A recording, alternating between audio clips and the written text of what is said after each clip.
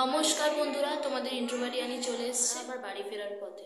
হ্যাঁ, এতদিন ধরে এত মজা করার পর এবার ফাইনালি বাড়ি ফিরবো।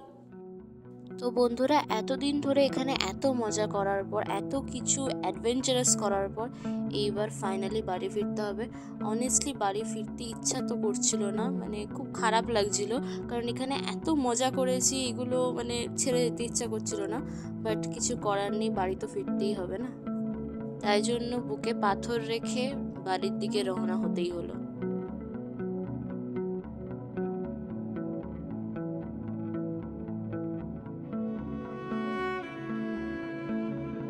এখন আমরা পুনরায় আবার টোটো করে যাচ্ছি বাস স্ট্যান্ডে। যেভাবে আমরা এসেছিলাম সেভাবেই আবার রিটার্ন ব্যাক হচ্ছি।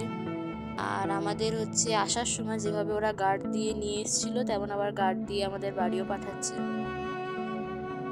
তো টোটো ছেড়ে এবার উঠে পড়েছি বাসে কলকাতার দিকে রওনা হওয়ার জন্য।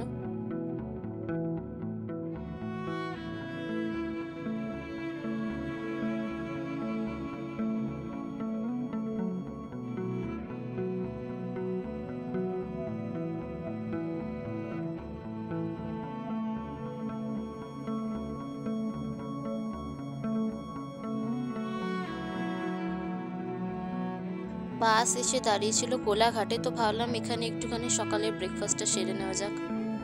ব্রেকফাস্টের জন্য আমরা নিয়ে নিয়েছিলাম হচ্ছে 3টে ডিম পাউরুটি, আর হচ্ছে তার সাথে সিঙ্গারা আর একটু ছোলা মাখা নিয়ে নিয়েছিলাম। খুব ভালো ছিল, খুব টেস্টি ছিল। আচ্ছা, আমরা যে দোকান থেকে এগুলো কিনেছিলাম সেগুলো হচ্ছে বর্গভীমা হোটেল দত্তবাবুর দোকান। ওনাদের বিহেভিয়ারও খুব ভালো। তোমরা চাইলে ওখান থেকে মানে নিজেদের ব্রেকফাস্ট লাঞ্চ নিতে পারো, মানে খুব ভালো বিহেভিয়ার। আর হচ্ছে আমরা যে সব নিয়েছিলাম এটা 130 টাকার মধ্যেই এত কিছু হয়ে গেছে। তো তোমরাও যদি মানে আমরা যে স্টপেজে দাঁড়িয়েছিলাম, তোমরাও যদি এই বর্গভীমা হোটেল দেখতে পাও তো সেখান থেকে নিজেদের ব্রেকফাস্ট বা খাবার কিনতে পারো। আর একটা অ্যামেজিং জিনিস হলো, উনি কোনো হাতা বা খুন্তি ছাড়াই ওই গরম ফ্রাইং প্যানে হাত দিয়ে ডিম পাউরুটি বানালো। অ্যামেজিং না?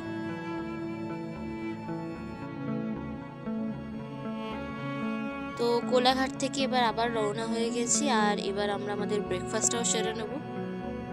আর অনেস্টলি বলছি, ডিম পাউরুটিটা কিন্তু দারুণ খেতে হয়েছিল, মানে সত্যিই দারুণ খেতে হয়েছিল।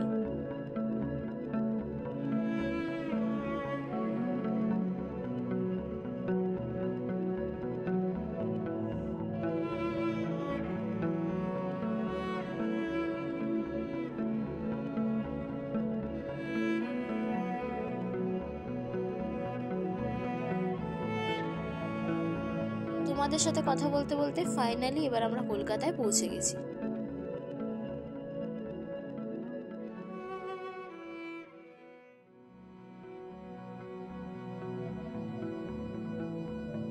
বাস থেকে নেমে এখন ডিসাইড হচ্ছে যে আমরা বাড়ি কি করে ফিরবো। তারপরে আমরা ডিসিশন নিলাম যে কেননা মেট্রো করেই যাওয়া যাক, কারণ বাসে করে গেলে অনেক সময় জ্যামের সম্মুখীন হতে হয়, যেটা মেট্রো করে গেলে ওই ভয়টা থাকে না। তাই জন্য আমরা ভাবলাম মেট্রো করেই যাই না কেন।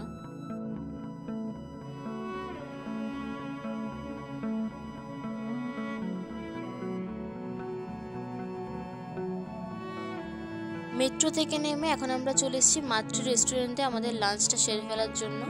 আর লাঞ্চে হচ্ছে আমি ডিমের তরকারি নিয়েছিলাম, মা আর বাবা হচ্ছে রুই না কাতলা মাছের হচ্ছে তরকারি নিয়েছিল, তার সাথে ছিল শুক্তো, আলু ভাজা, পাঁপড় ভাজা, চাটনি।